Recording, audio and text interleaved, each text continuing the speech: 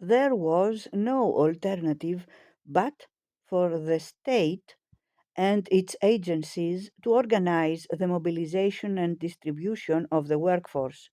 So important was labor strategy deemed to be that agencies for labor allocation enjoyed virtually absolute powers. They were in most cases independent of the rest of the structure for controlling the war economy, so integrating labor allocation with production programs was seldom a straightforward process. In some cases, the regime for labor allocation was itself divided. The National War Labor Board in the United States had to reconcile policy with the War Manpower Commission, two out of a remarkable 112 new agencies created for the American war effort. In Germany, the Ministry of Labor had to compete with two agencies run by party bosses, the German Labor Front under Robert Ley and the Office of the Plenipotentiary for Labor Allocation under Fritz Sauckel, set up in 1942 to increase the conscription of foreign labor.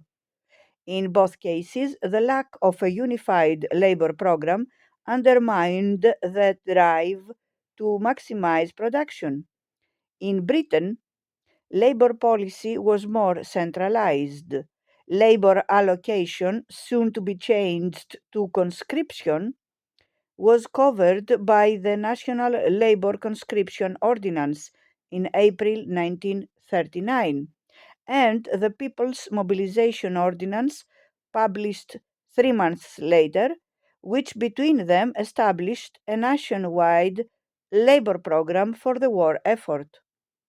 Following the appointment of the trade union leader Ernest Bevin as Minister of Labor in Churchill's 1940 cabinet, the National Service Act was used to allocate labor where it was needed, giving Bevin a degree of executive power as he admitted to his cabinet colleagues, which had no precedent in the country.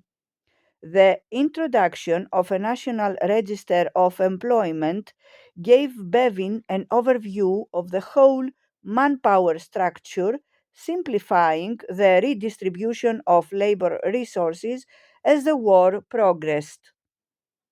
No such power was possible in the United States, with a strong tradition of resistance to state control. A frustrated Roosevelt finally tried to introduce a national service bill into Congress in January 1944 to resolve shortages of labor, but it was widely resisted and, in the end, failed on a Senate vote in April. One journalist hailed the vote as a decision that the country should not go under a dictatorship. Nevertheless, there were programs of labor allocation to encourage movement into wartime employment. The American War Manpower Commission allocated workers to no fewer than 35 million different placements, but as volunteers, not conscripts.